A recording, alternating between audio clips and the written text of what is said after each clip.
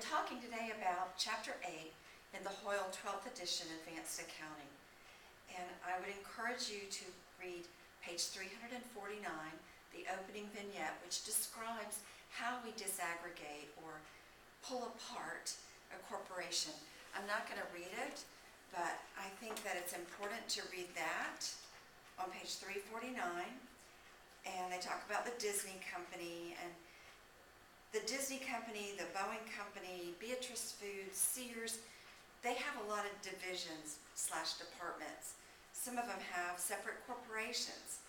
And you do not, a corporation does not have to report those pieces separately. But if they do choose to report them separately, they must do it in accordance with GAAP. And that's what this chapter, the first half of the chapter, is about.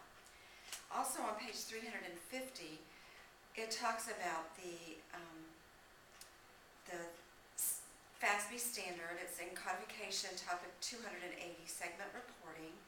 I'm on page 350. And it gives the 3 objectives there in bullets.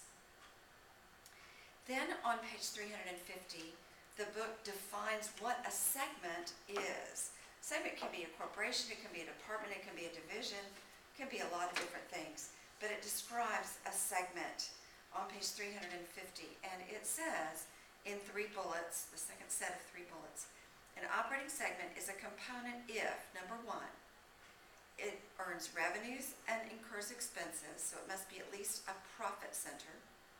Secondly, someone, a chief operating decision maker, regularly reviews its operating results and assesses the performance in order to make resource allocations, decide to give advertising money to this division, this segment, that segment. And then thirdly, discrete financial information is available. This was something new in the GAAP that we have right now, that they have to already have basically an internal income statement for that segment. They have to be reporting their sales separately from other sales. They have to be reporting their expenses separate from other expenses. We don't have to dig out or allocate expenses and revenues. They're already done according to the general ledger. And so those are the operating segments. I'm referring then to this page, the 1-page summary. It's only a half a page. There's not a lot to this particular chapter. Okay, so first we determine the operating segments. That's step A. Secondly, we determine which operating segments are reportable. And any that are not reportable are lumped together in a column called Other. So if we had 7 segments and 3 of them are deemed reportable, then the other 4 are in the 4th column called Other segments. And to determine, so first, determine what the segments are. Secondly, what are the reportable segments? There are 3 tests. They're on page 351. And so they are 3 tests, the middle of page 351, a revenue test, a profit or loss test, an asset test. Only 1 test needs to be met.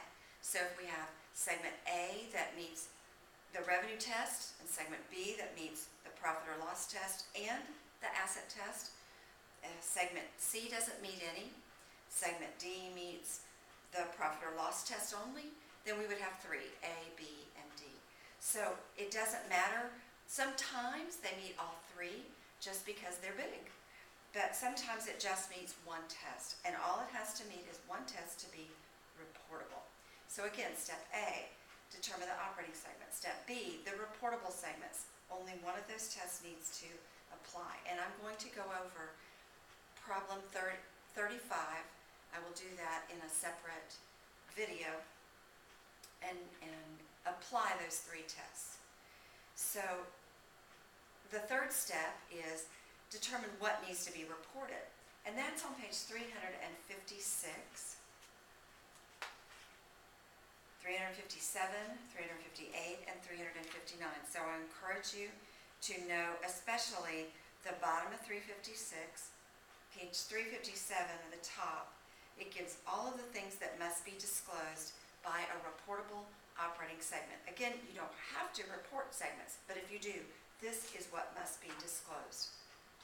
The fourth step, step D, 2D, excuse me, the minimum number of segments. That is a very important concept, and the minimum is 75% of total company consolidated sales made to outsiders have to be disclosed. So if we only have 3 segments that are reportable, but when we add up their external sales, their sales to outsiders, because they can sell to each other, but their sales to outsiders, and if it only comes up to 65%, then what we have to do is add another non-reportable segment, but we must make it reportable.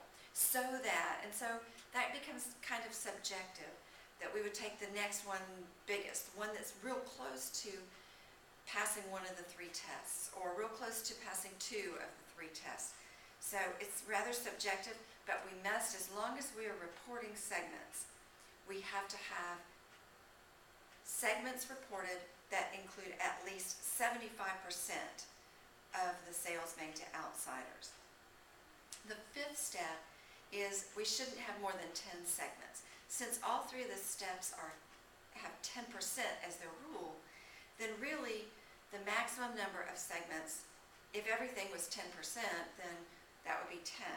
But if there are some that are 3%, but they meet 1 test, and 5% of the others, but they meet 1 test, what we do is we limit to 10 segments. And if we can't decide how to do that, then we try to merge together 2 or more segments that are of like kind somehow. But the maximum number is supposed to be 10 segments that we report. So there's a minimum 75% of external sales, and there's a maximum 10 segments. Also in the book, they talk about geographic segment reporting, which is different than the operating segment reporting.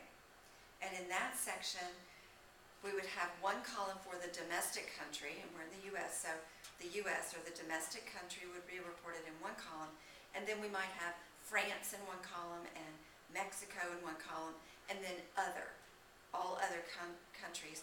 And it's the same tests, the same 10% tests.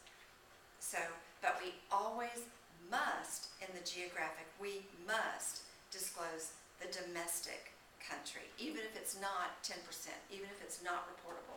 We must report the domestic country, and then we can report the other countries that do meet one of the 10% tests, and then the other countries in a last column.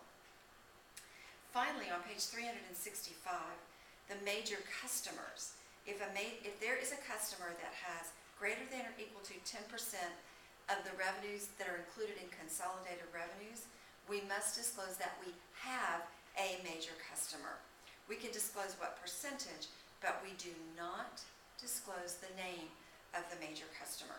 The major customer's name is not disclosed, but the fact is we do have a major customer, and that's full disclosure requirement, because if we were to lose that customer, we would probably be in jeopardy of going out of business. So we must disclose that major customer.